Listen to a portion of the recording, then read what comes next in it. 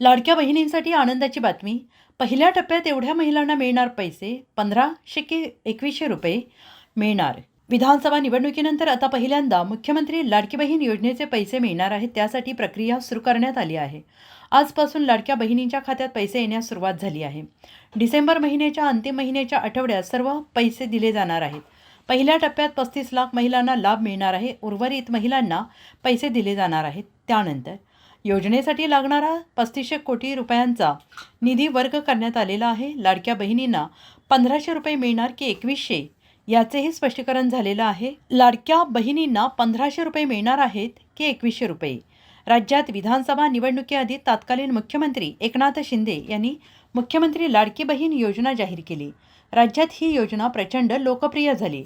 जवळपास 2.5 कोटी महिलांनी या योजनेसाठी अर्ज केले. त्यानंतर जुलैपासून या बहिणींना दर महिन्याला 1500 रुपये देण्यास सुरुवात झाली. तसेच नोव्हेंबर महिन्यात होणाऱ्या विधानसभा निवडणुकीच्या आचारसंहितेमुळे ऑक्टोबर आणि नोव्हेंबर महिन्याचे पैसे एकत्रित देण्यात आले होते. Bureau report, SBN Marathi, Mumbai.